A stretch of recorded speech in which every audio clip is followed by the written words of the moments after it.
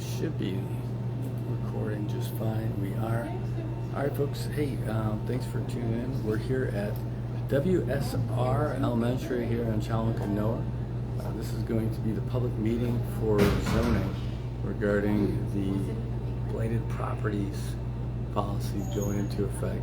So this is their public outreach and engagement. They're doing this. They started this on January 14th, and they've been doing this at schools all around Saipan.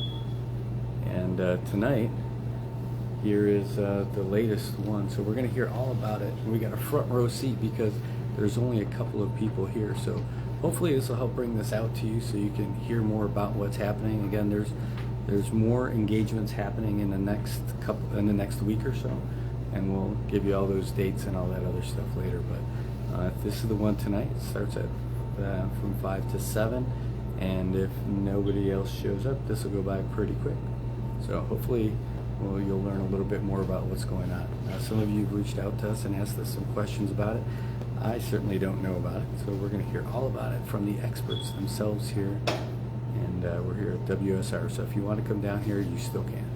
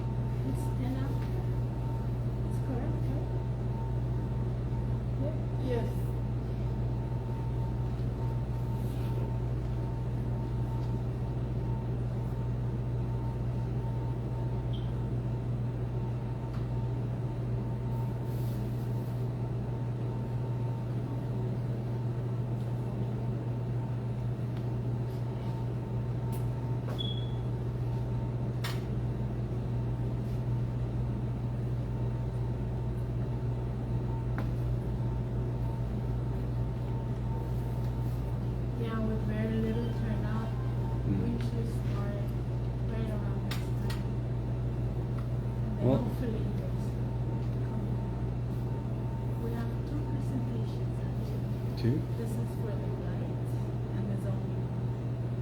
The blighted properties and zoning, like overall? Yes.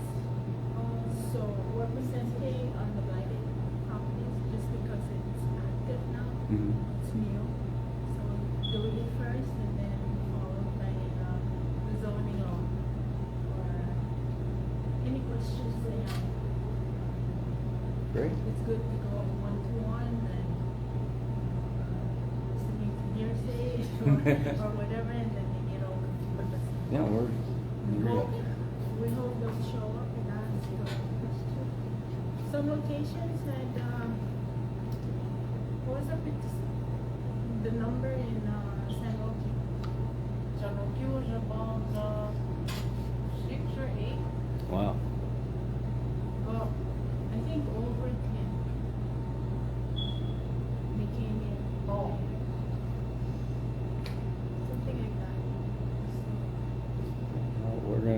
We'll get as much as we can tonight, and then this will be on the page afterwards too, so people can watch it if they miss anything. I'm sure it'll be the best presentation we've ever seen.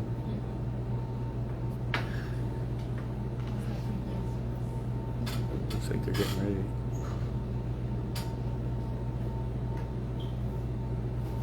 Yeah, so we just heard that there's 2 presentations.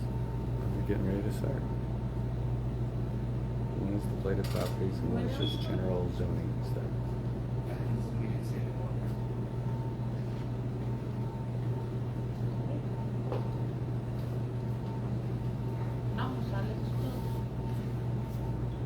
Yeah, just the time. Okay, big audience. Good evening. Welcome, and on behalf of our zoning board members, you can see on the screen, and the zoning office staff, I'd like to thank you for joining us tonight with our first series of our 2025 public engagement meetings with you. And first, for the record, we also want to thank the public school system for allowing us to use their facilities to connect with our public. So the presentations is going to take two parts. The first part is the Nuisance Abatement and Blighted Property Maintenance Act of 2018, followed by the Site Plan Zoning Law of 2013 as amended. So starting off with the Nuisance Abatement and Blighted Properties Maintenance Act of 2018, we'll just call it Blighted Act. It's also known as the Site Plan Local Law 2025. This was passed in June of 2018, and the purpose was to promote safety and protect the general welfare of our communities, as well as to support the property values within our commonwealth.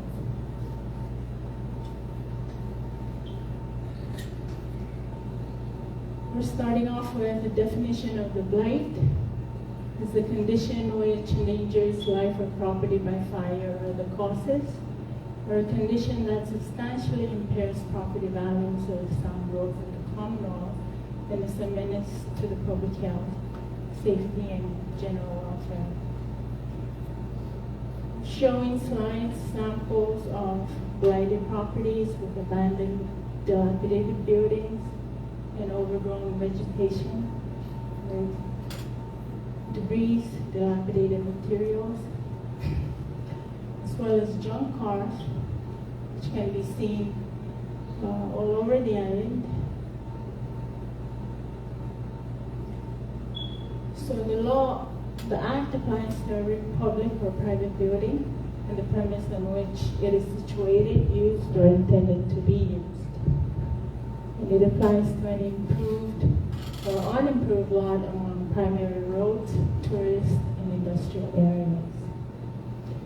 The following conditions are declared prohibited and as public nuisance within 50 feet of any improved property with a structure or the premises occupied by people, or in any lot which may become infested by rodents, vermin, mosquito, or threatens and endangers the public health, safety, and welfare of the community.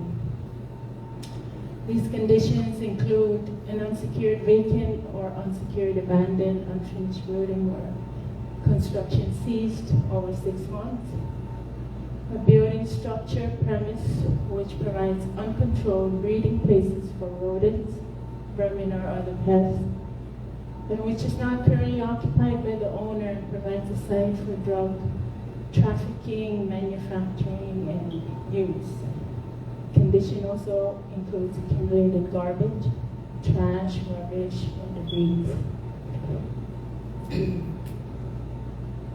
It also includes junk or abandoned vehicles or any vehicles which threaten and endanger public safety and welfare, creates a blighting influence upon the neighborhood, is or may reasonably become infested or inhabited by rodents, vermin, or animals, which may be a breeding place for these animals. Legal automobile repair shops shall be allowed to maintain outside storage of junk or abandoned vehicles for a period of 6 months from the effective date of this legislation. After this expiration, they are required to be within completely enclosed structures. Condition 5, nuisance vegetation which exceeds a height of 15 inches over majority of the parcel or untended growth or weeds, grass, or other noxious vegetation, except those that are lawful, or nuisance vegetation which impairs visibility along public roadways. Again, samples of properties with overgrown vegetation surround the island.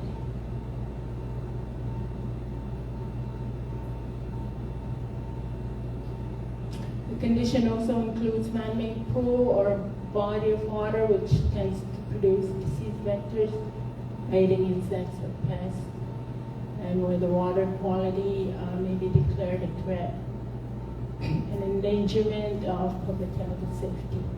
It also includes any use of the right-of-way that is not permitted pursuant to U.S. or Commonwealth law. And also includes unsafe and unsanitary conditions which endanger public health, welfare, and safety of the community.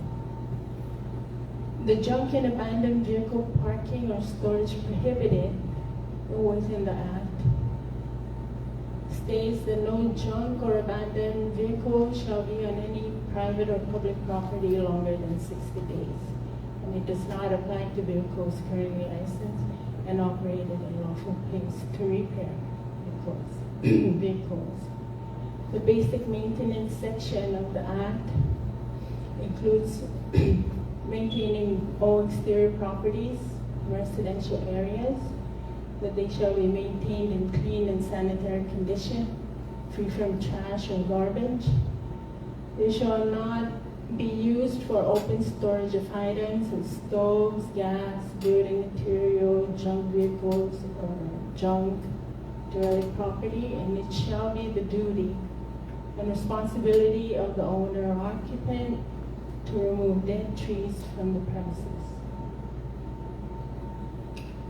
For commercial exterior areas, it requires that they shall be kept free of all nuisances and unsanitary conditions and any hazards to the safety of occupants. It shall be the duty again for the owner to keep the premise free of hazards, which may include brush, weeds, broken glass, accumulation garbage, trash, debris, and inoperable machinery, dead and dying trees and limbs, loose and overhanging objects which constitute a danger of falling on persons or other property. It also includes holes, excavations, projections, and excretion of pets and other animals in sidewalks, driveways, parking lots, parking areas. That sources of infestation by insects or rodents are also included, and that no portion of a public sidewalk or street shall be obstructed or used for storage or display of goods which may constitute nuisance without the approval of zoning, DPW, DPL, DPS, and DLNR.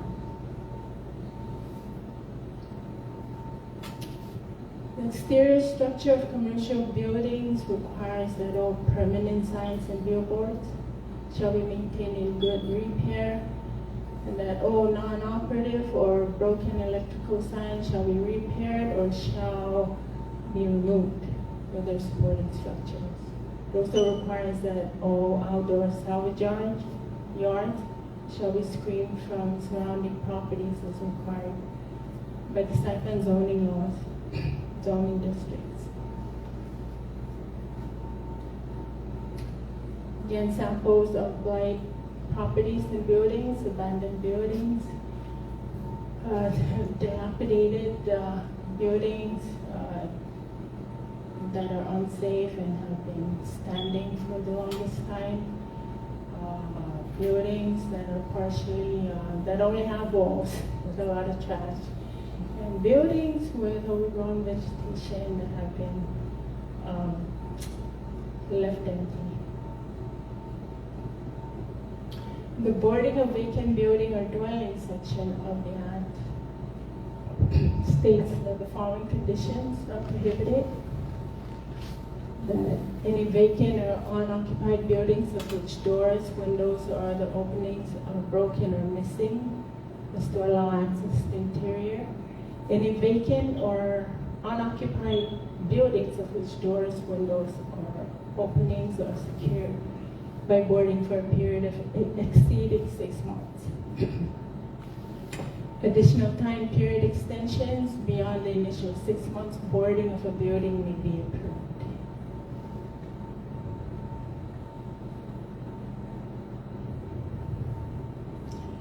It also states that when a building or structure is unoccupied and is unsafe because it is vacant, unguarded, and open at doors and windows, zoning may approve temporary securing of the building or structure based on following methods. that windows and doors shall be repaired or replaced, closed, and locked to prevent unauthorized entry. Other openings shall be sealed with solid sheathing, securely nailed in place, and painted in similar color as the main structure. That alternatives to above may be approved, provided that the alternatives are equivalent to the above strength. And the orders and notices of the Blighted Act states that where a public nuisance exists, a notice of an order of abatement shall be posted on the property with the nuisance, and that it shall include the description of the public nuisance, the nature of violation, the time period allowed for termination or abatement of the nuisance, and the time period allowed for written petition for an appeal to the Commonwealth Zoning Board.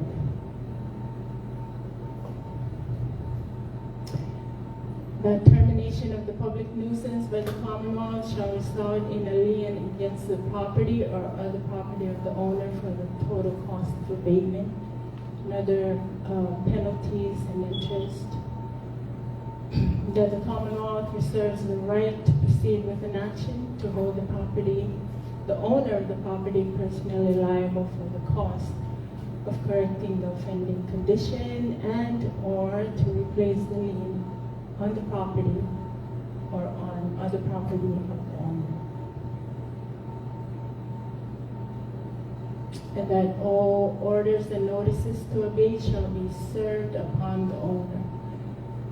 The owner is defined in the Act that that individual shall be deemed to be the owner of record pursuant to the records of the Commonwealth Recorder's Office.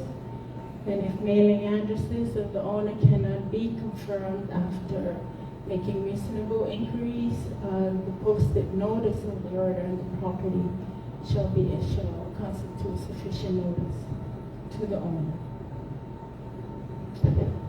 The hearing portion of the Act states that within 30 days after the date of mailing the order or service, the owner of the property involved shall have the right to make a written appeal for a hearing before the zoning board.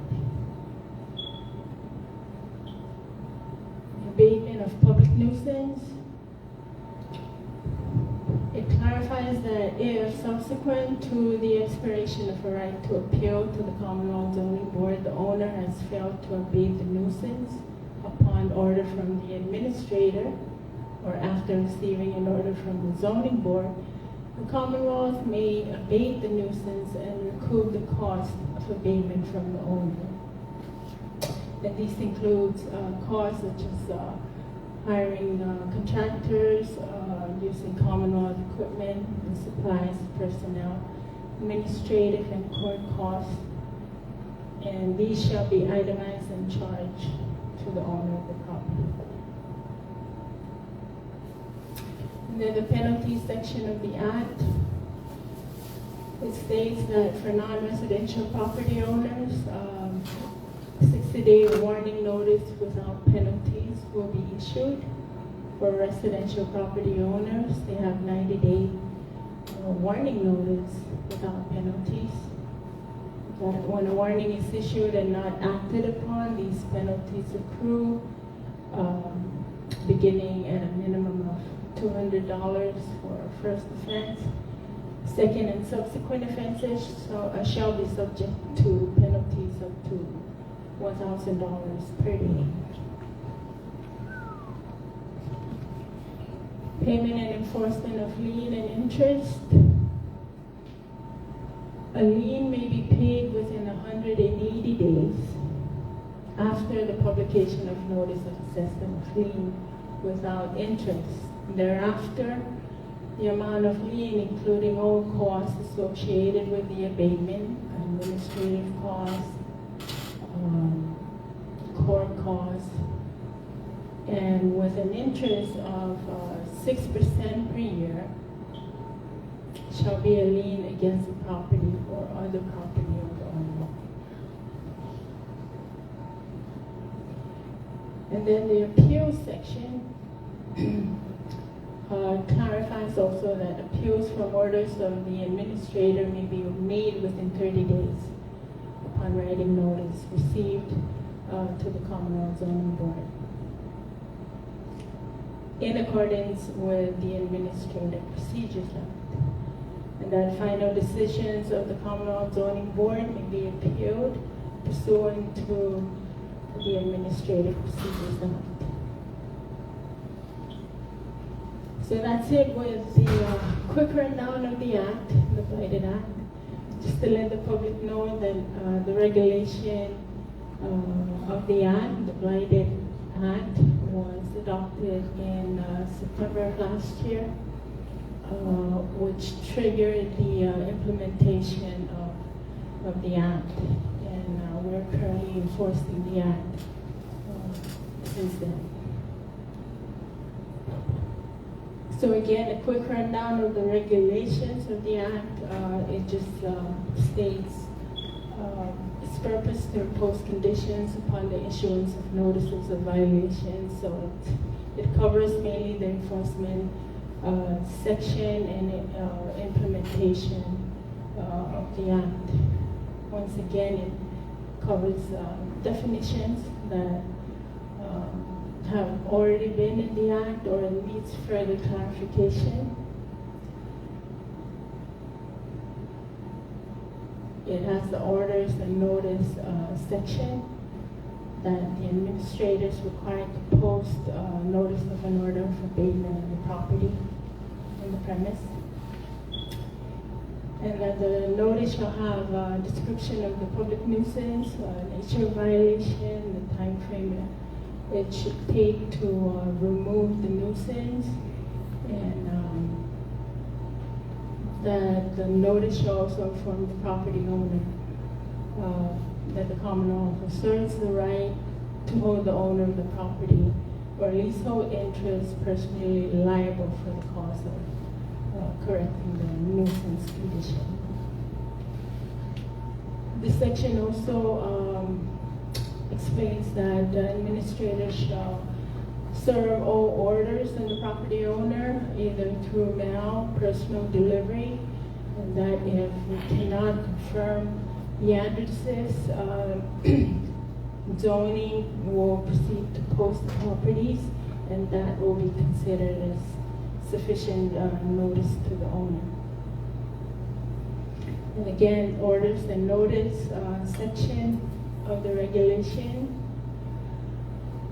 shared with you about posting the notice of order for abatement.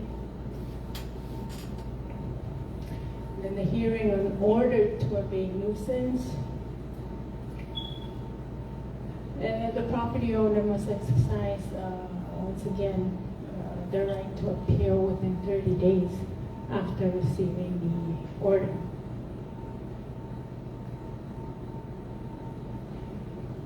The enforcement process of the regulation, the section, it clarifies enforcement priority areas.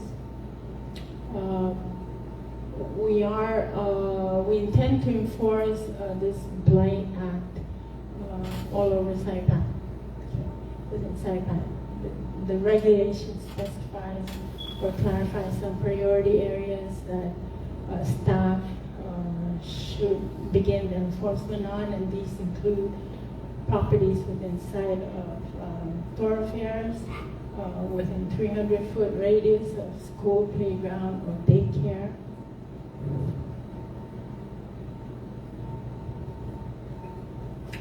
And properties within view of tourist areas.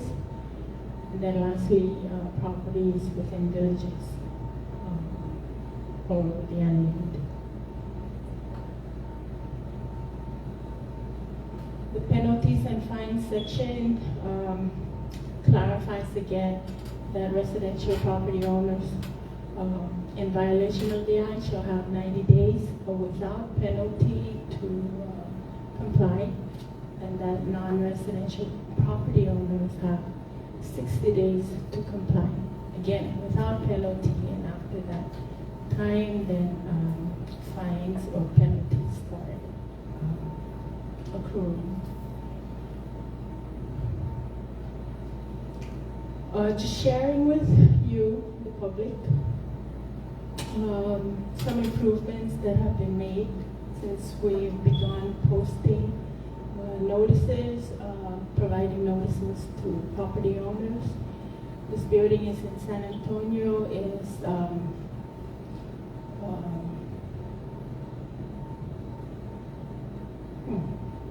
Sorry for that. It's partially improved. We are still doing compliance meetings with property owners at this time. We are heavily into compliance meetings where we try to assist and answer questions from the owners. This is also another property that has been improved. It's in Dandan behind the Shell gas station. The property owner decided to go ahead and take action without waiting for the full 90 or 60-day period. So just sharing with you for your information. The zoning office since last year had been actively campaigning for this act to keep the island clean, healthy, attractive, and safe. We've been online on Mariana's Variety, and also we've given out flyers to our applicants. Currently, and much recently, we've began campaigning with the help and support of KSPN. Let's work as one community. Let's share the responsibility for our future generations. Let's take pride in our island's image. Let's beat the blights. Zoning is here to help. We've activated the posting of properties and the issuances of notices to abate the following priority areas. Properties within view of tourist sites. Properties within 300 feet of schools, daycares, and playgrounds. And properties on major thoroughfares. So, what does this mean for you? Improve or remove unsafe, abandoned, and dilapidated structures. Remove junk vehicles and appliances. Clean up overgrown vegetation. Together, we can make our neighborhoods better. This is our island, and we all have a part to play. Zoning is conducting educational outreach meetings. Come join us to learn more about the Nuisance Abatement and Blighted Property Maintenance Act of 2018. Join in and help us out, just like these property owners are beginning to do.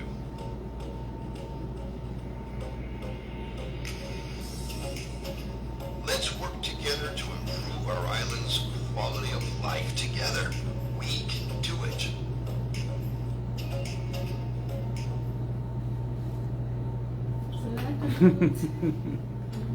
That concludes our presentation of the first part, the nuisance abatement and blighted properties maintenance act. Now, the staff is here. There's like 1, 2, 3, 4, 5, 6. We're all here for you to discuss your concerns, to answer any questions you may have. Okay? Any questions? Any questions? I have a question.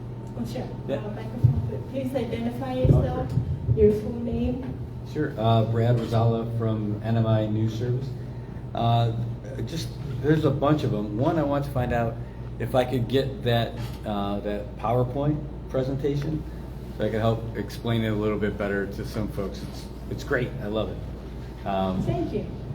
And a lot of the photos. In fact, the photo that you showed about the one in like Azito Dandan area, that movie station one that went down, I was wondering like why all of a sudden somebody finally did something with it. Now I know why, because of this. That was awesome. I'd seen it like that. It's been more than 10 years. And this is a perfect example of, each one of us, community members, helping each other to clean, keep our island safe, and it just takes, encouragement and teamwork in that.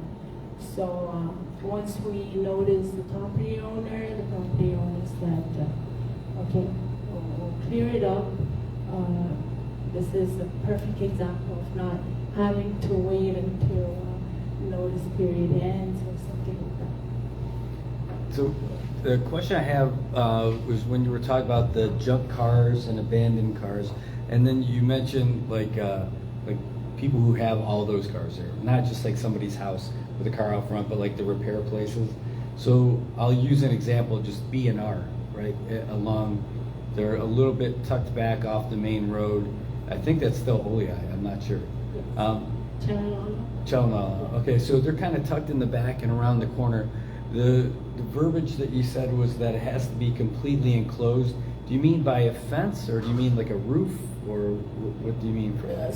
Within a structure, within enclosed structure. We understand that service bay areas may have some openings, but the general idea is to have the structure enclosed and not have a lot of junks parked. Well, so I use that one as an example, but I don't know that that's the only one. That's probably like at least 100 vehicles, I mean, if not more, that they have over there, right? Where would they take them? Where would they go? Or is that just for them to figure out? Yeah, we do have, and they can work easily with recycling companies or find some properties which some owners have either are beginning to do or have done in the past within the lower base area, industrial areas. But just to discourage any massive parking going on, you know, that would begin to become hazardous to the safety of the public and traffic, motorists. The act is there to facilitate them, you know, for them to put them in a closed structure, do their operations within a closed structure, and not really accept more cars than necessary. The blight law, by the way, works in very close, what do you call it? It coordinates very closely with the zoning law, because the zoning law also has a public nuisance section about junk cars. What happens right now with enforcing the zoning law is our staff enforcement goes out, tags the junk cars that are so excessive or they're not in the right place or impeding traffic safety. They tag them and then communicate with the mayor's office for pickup so that they can dispose. Then, what was the other one? Oh, yeah. So you mentioned at the pools and the and then when you said junk cars, is there something? I'm just thinking if there's loopholes that people might try to use for the definition of a junk car, because it was junk car or abandoned car on residential property, and the other one was the pools. Does that mean that like zoning's going to be using a drone to fly over somebody's backyard and take a look at what they have? No, we're investing now. I know, you know, the economy's not so good. We're trying to find more funding assistance, but that's in our mind right now. We're going to be purchasing those things just to see if it can assist us also to identify. We're not in, I'm not saying we're going to readily go into properties, in every property, look at their swimming pool, if it's clear or it's, you know, hazardous and all. But there are situations where we will receive public complaints or even our enforcement while enforcing one property, they also witness that there's a big pool of pond of water that is already with, you know, a lot of animals inside. It's not clear. It's producing. It can be anything might be in there. So yeah, we are those things fall under the blight. All right, this will be the last one, unless I think of something else. No, But go ahead and it was going to be, one of the pictures that you used was La Fiesta. So when I saw that, I'm like, oh, so who's the owner that's going to get in trouble for La Fiesta? Is it the CNMI government? Is it the college? Is it CUC? I know they all had something to do with it at some point. Or does that go to the actual landowner? No, within the act, it explains it in detail, but what staff is doing is going through the process first by identifying the current owner. That means owner is defined as anyone with interest on the property. It can be a leasehold interest, or if it was never leased out or what, then the original owner would be the one to be served the notice. Owner is, defined as anyone with interest on the property. I gave you one more. Is there anybody else? We have, there's a gentleman there. Welcome. This Spencer? All right, so now really last one. Based on your understanding of the laws and the regulations for this, would the IPI property be considered a blighted property right now, or abandoned? Based on, yes, I believe it falls under blight. Why? Because there are some parts of the building that are, damaged and they're unsafe, so it's going to be categorized as that. However, we are currently doing research in that to determine its status right now is with the court. So, Thank you. you're welcome. 20 questions in a row. Go ahead. You can ask any kind of question. Good evening. Good evening. Good evening. We just finished our presentation on the blighted properties. Sorry, I'm late. Yeah. So, just letting you know, we're letting the public know what the Blight Act is.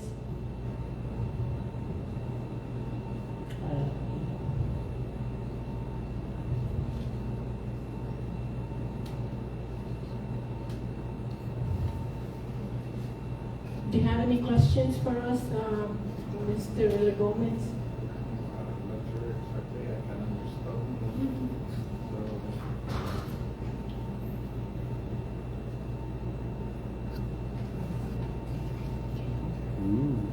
So what did you get on the blind?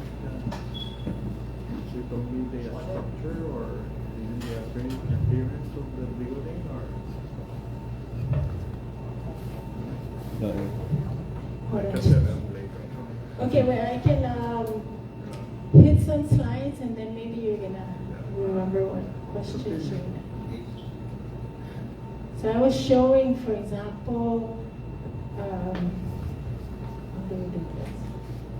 There, right?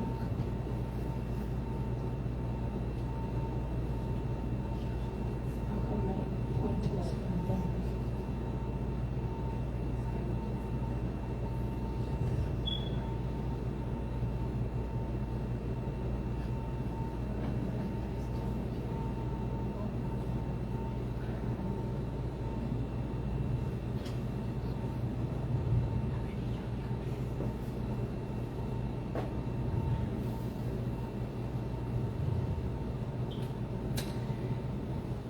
This laptop knew that still Villa Gomez is stepping in. So. Off the record. Oh. You're really recording. No, it's live. So Mr. Villa Gomez, we're sharing some slides of some improvements that have been made to some properties.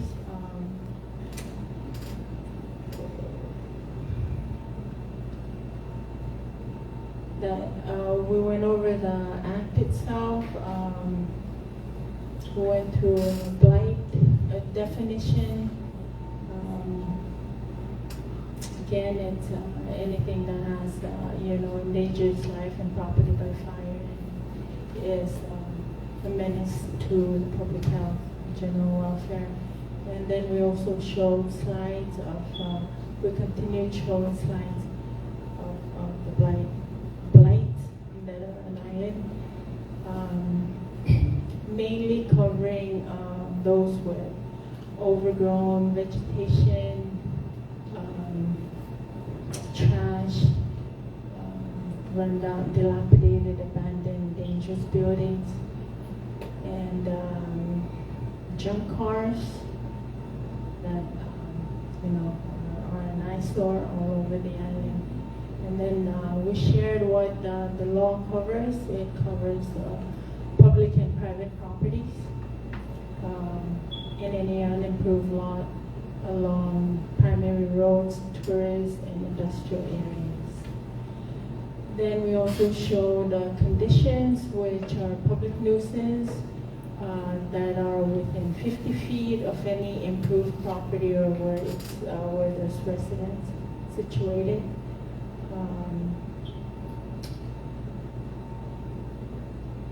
And then we showed the conditions of what blight means. Any unsecured, vacant, or abandoned, unfinished building, or construction stopped or ceased for 6 months. Any premise or building where there's rodents, vermin, or pests, better known as rats, and which is not currently occupied by the owner. In other words, it's abandoned, but they use it to conduct their drug activities. Accumulated garbage, trash. That it also includes junk and abandoned vehicles that endangers public welfare and safety. That is overall has blighting influence upon the neighborhood, and that illegal automobile repair shop shall be allowed to maintain outside storage of junk or abandoned vehicle. This was the section you were referring to. For a period of 6 months from the effective date of this legislation, which means 6 months after June of 2018. But now we're going on 6 years. After the expiration of 6 months, all junk vehicles must be removed or stored in a completely enclosed building. It also states that nuisance vegetation or grass which exceeds a height of 15 inches over the rest of the grass on the property. With the vegetation that impairs visibility along public roadways. We showed samples of photos with overgrown vegetation that the office will implement, the enforcement will implement and issue notice to abate. These we can categorize them as minor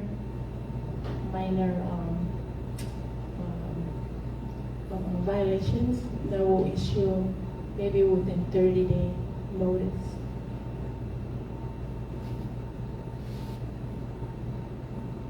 It also includes pools and other body of water which houses insects or pests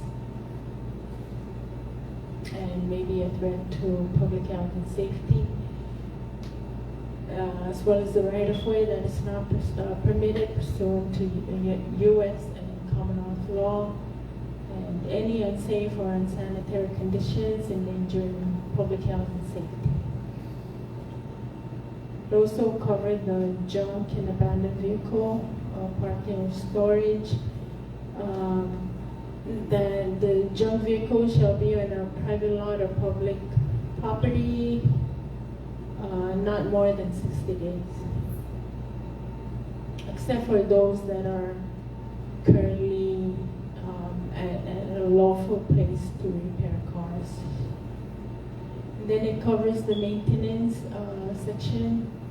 For residentials, exterior portion shall be maintained and cleaned, shall not be used as open storage for gas or appliances or junks. It shall be the duty of the owner to remove dead trees from the premise. It also covers exterior areas of the commercial. They shall also be kept free from the nuisances. That the owner shall make sure that the properties are free from hazards such as brush, weeds, broken glass, trash, debris, dead, dying trees, loose or overhanging objects that can fall on the person or personal property. It also includes holes, excavations, excretion of pets or other animals on walkways, driveways, parking areas, sources of infestation by insects or rodents, and that no portion of the public sidewalk or streets shall be used as storage or display of goods or any material that constitute nuisance without the authorization from zoning, DPW, DPL, DPS, and the LNR. It also covers exterior portions of commercial buildings, that all signs need to be maintained, and that any signs that are not operating or are damaged shall be removed, that salvage owners shall be screened from surrounding property according to the zoning law.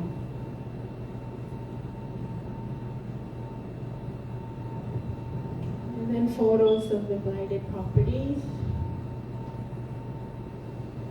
These buildings have been there over 3 years, over 5 years. Some were effects of typhoon, but they're just standing. Some over 10 years. And then this one has only columns with overgrown vegetation. The act or the law also covers boarding or vacant building or dwellings, and that following conditions are prohibited: any vacant or unoccupied building with broken doors and windows and openings, vacant and unoccupied building of which doors, windows, and openings are secured by boarding for a period exceeding 6 months, which means that you only have 6 months time frame to board a blighted building. After that, it must be approved, or it shall be improved to an improved state.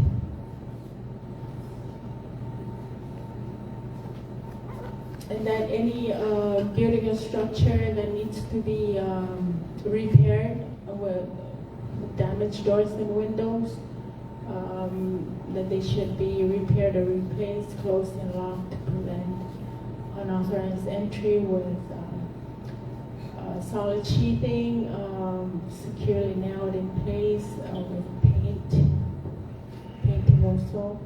That any alternatives are equivalent in strength of the methods used. Orders and notices. That the notice to abate the nuisance shall be posted on the property, and it shall have the description of the nuisance, the time frame allowed to remove the nuisance, to clean the area, and the time period allowed for property owner to appeal to the Commonwealth Zoning Board.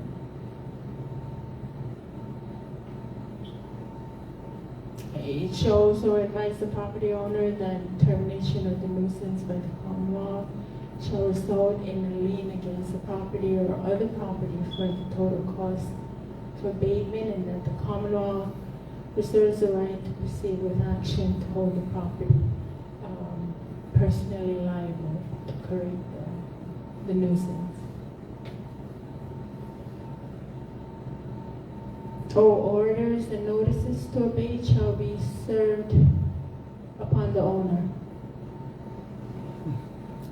And the owner is defined in the Act as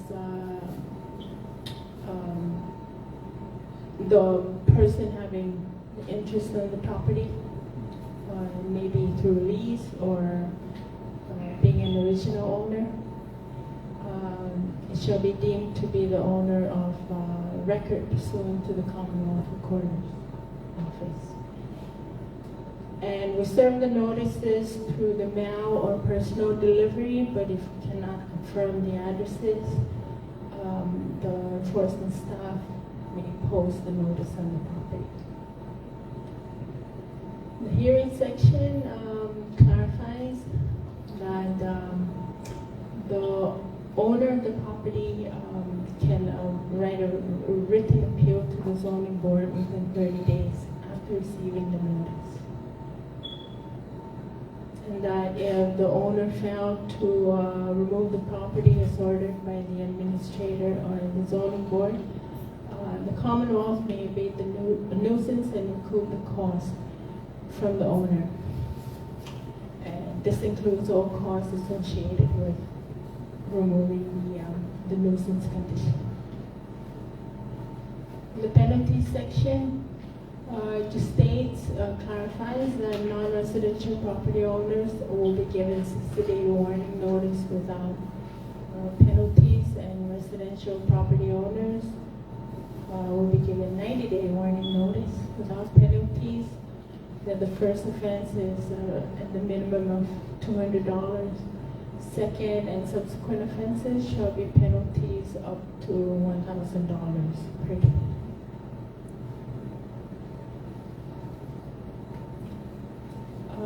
A lien may be paid within 180 days without interest, and after that 180-day period, the amount of lien, including all costs associated to abate the nuisance, will be added together with an annual interest rate of 6% per year. And the total shall be a lien against the property of the owner. The appeals may be made within 30 days. Once again, final decisions of the Commonwealth Zoning Board may also be appealed pursuant to the Administrative Procedures Act. And that covers the summary of the law, the Blighted law, the Act, and then also letting the public know that the regulation also was adopted, and it just clarifies what we went through in terms of implementing this act, and it covers definitions which are already in the act but also need more clarification on. It also covers orders and notice, again, that the administrator shall post the orders of abatement on the premise. The notices shall include the nature of the violation, the time frame it takes to terminate the public nuisance, and then finally the right of the property owner to appeal. And that the administrator shall serve all orders of the property owner through mailing or personal delivery or posting of the property. And then it also covers procedures on hearing an order to abate the nuisance. Giving the property owner the right to appeal within 30-day period.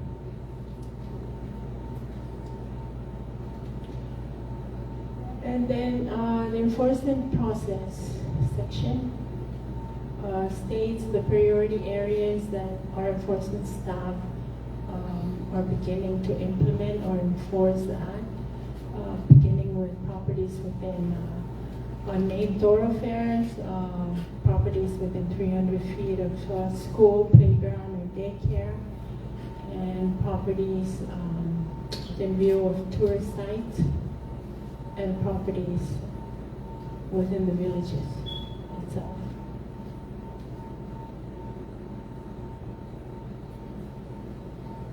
And then the penalty section, once again, it clarifies that residential property owner shall have 90-day period to abate the nuisance without any penalties, and non-residentials have 60 days.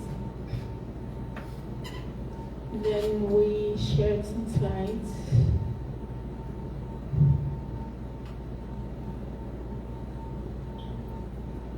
This one refused to cooperate. That last one did? The last one did.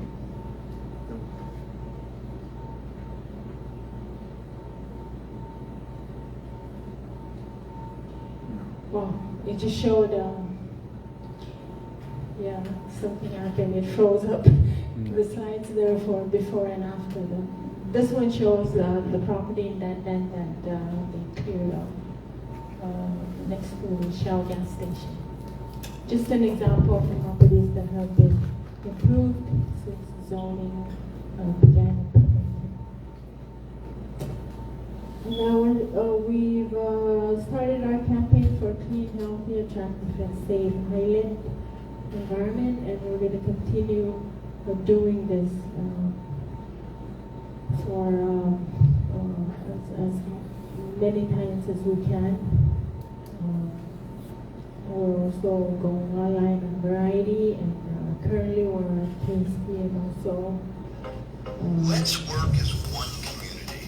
Let's share the responsibility for our future generations. Let's take pride in our island's image. Let's beat the blights. Zoning is here to help. We've activated the posting of properties and the issuances of notices to abate in the following priority areas. Properties within view of tourist sites. Properties within 300 feet of schools, daycares, and playgrounds. And properties on major thoroughfares.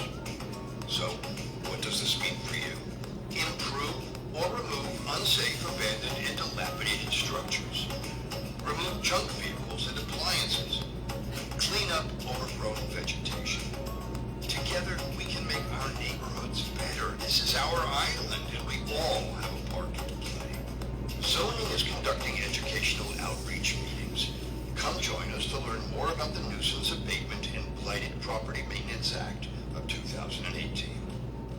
Join in and help us out, just like these property owners are beginning to do.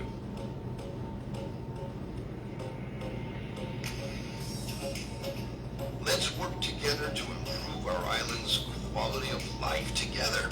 We can do it.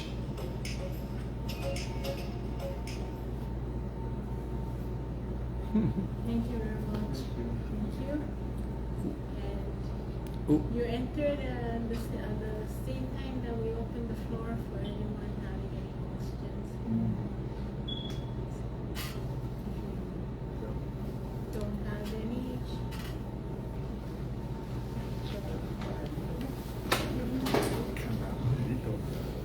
Please identify your name. My name is Edward Blocks. I'm currently employed at the Indigenous Affairs Office. My question is, how do we go about if like a property gets fined or for like overgrown vegetation, and the property or the person that's living there lacks the equipment to clean up the. I'm sorry, I didn't really hear that part, but I was just wondering, how do you guys go about if the person living at the property lacks the equipment to clean up the debris or whatever they have outside the property that needs to be cleaned. Thank you. Thank you for your question. So I indicated that we do have a period of compliance meeting. We reserve that period to that's 30 days. 30 days. Yeah. Within that 30 days after receiving the notice, we're open to discuss any options or any concerns that the property owner has. From there, we take on, we give advice, we take on actions. But each case file has different types of things to remediate on. So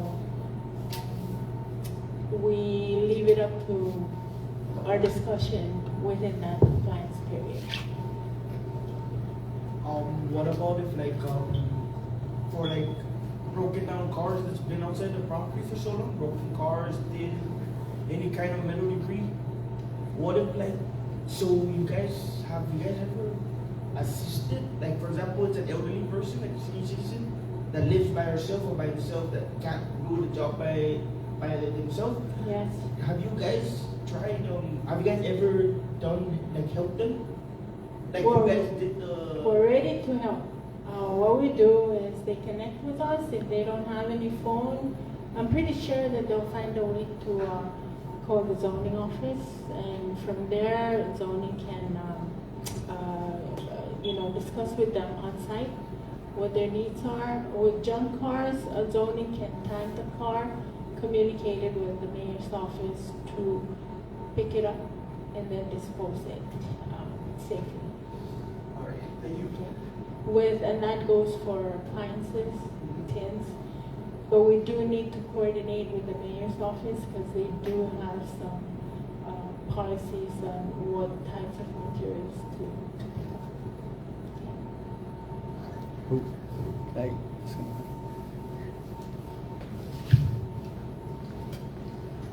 I only have like 30 more now.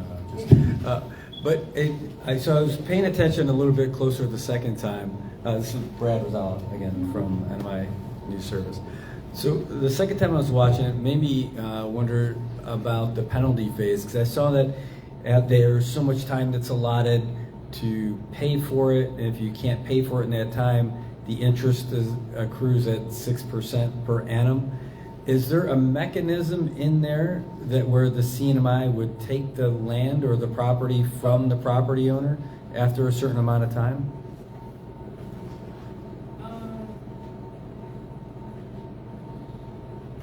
I'm trying to remember the section of that.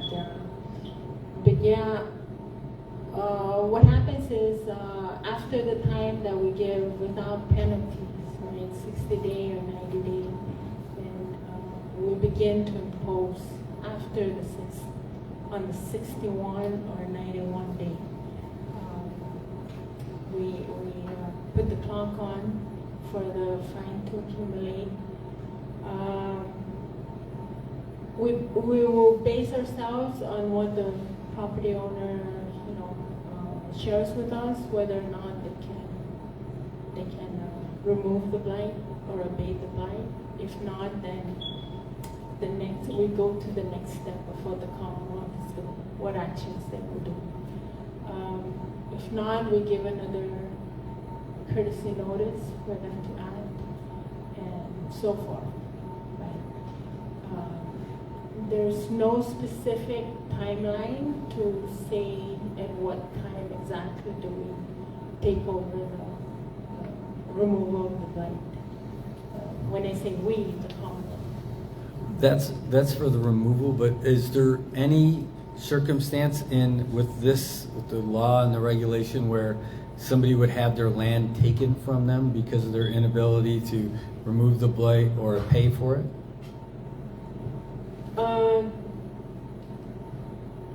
No, but I guess we're not really looking at this as taking away lands from the property owner. owners, but I think you're referring to when the property owner is deemed indigent. So what will happen is they will have to comply with our requirements to submit documents to prove that they are unable to pay for the cost of removing the blight. Okay. And from there, we'll take the next step. Sorry, that was just one of the questions that came in specifically from one of our viewers. That's how we found out about it. It was from people who sent us some of the info.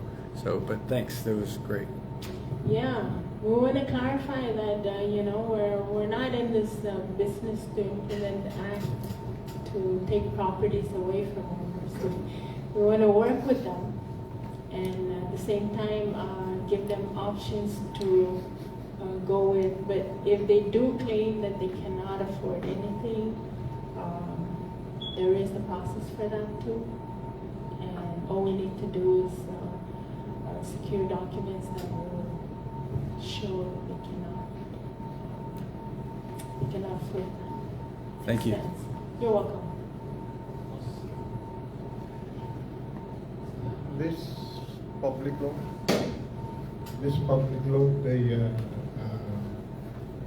the definition and the enforcement was implemented. I cannot see it was It's a on Saipan 2018, 2018. 2018. That's coming 6 years now, Yes. and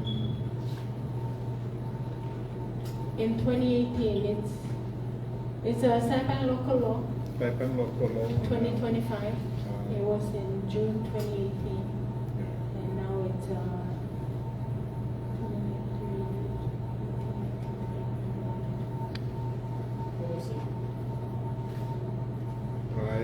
I kind of heard that almost there. earlier that you got some follower legislators, and I was kind of curious on their position on this thing, because one of my concerns about Blighted is we got some businesses coming in, try to occupy an abandoned or a building on that. Then they got a small portion of the building, got it to a business. They got the permit through, I believe the process first is building code, then goes up to zoning, right? Get the approval, and most of them, I've seen some business that were open and didn't occupy the full floor of the unit, and they didn't kind of take care of the facial, the outside. It's just only the inside that they are concerned, and that's why 2018, that's going 6 years now, 5, 6 years. And some of this business are renewing it without cleaning their mess. So where's that enforcement on that one? How can you enforce it when they continue to get a Yes. renewal, business license renewal? And usually before, when you go up, get a business license, you gotta kind of get a clearance from zoning. But now I believe you can get your business license renewed, most of it, without going to zoning. Yes. So I don't think there's that coordination for monitoring whether they're trying to clean up their mess or not. So Yeah. that's why I kind of was hoping that we got some legislators here to hear their position and what's their plan on that thing. Because I don't think you can do it by yourself. There's a section within the zoning law that requires all developments within the island of Saipan, Bird Island, Manigaha, to get their zoning permit first. So that's what we've been doing. What they do is come in and apply for the project, and then we assess their applications, and we proceed to make a decision whether to issue the permit or make some modifications to their plans.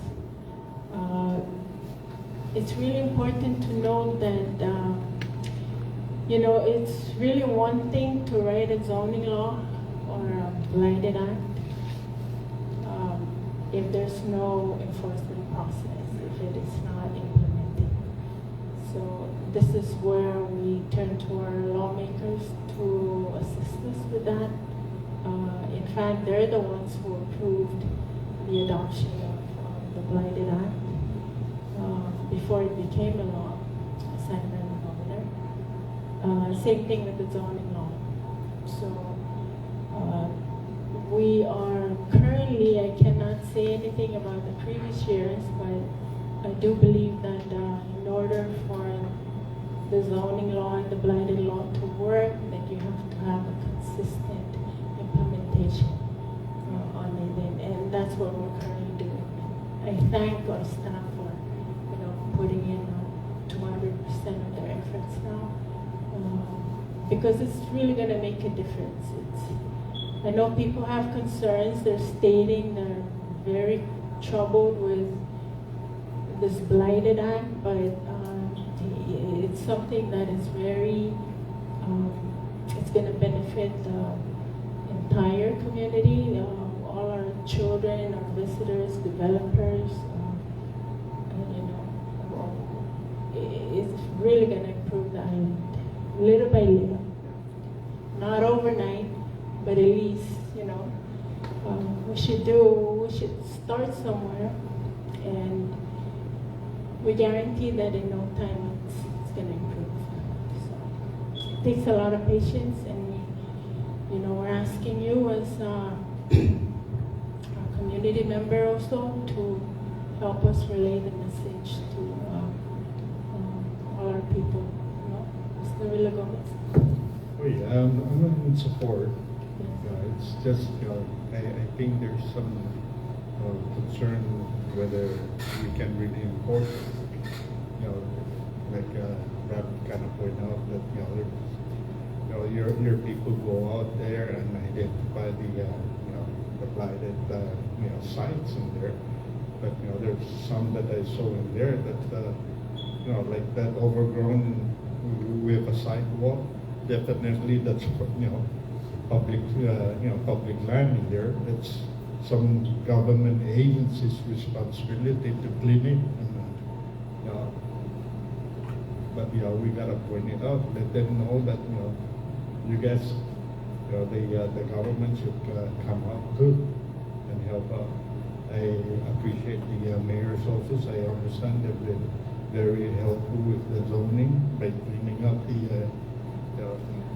the neighborhoods and that kind of, with the junk cars and stuff like that.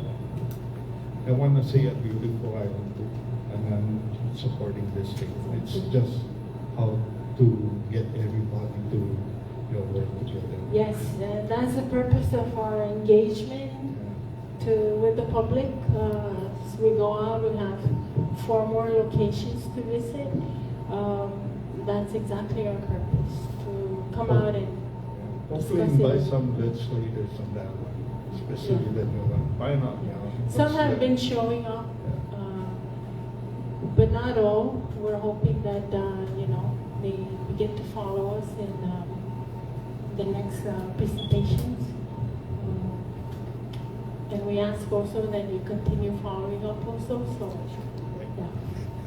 Our next location will be in Tanapak Middle School, Elementary. Youth Center. Oh, sorry. Tanapak Youth Center. How about up here south? We finished Dandan. We finished Dandan. After Tanapak will be San Antonio. And then Cobbler. And then Cobbler. And then after that, we will do a presentation to the board, and from there we'll see where else. We do intend to call our stakeholders, government agencies also, and for a separate meeting with them and our lawmakers. Okay? Thank you so much. Thank you. We thank you for joining us tonight again on behalf of the zoning board members and our staff. Hilisos, Susan Mossy, and continue. Let's work together to keep our island safe and beautiful and attractive.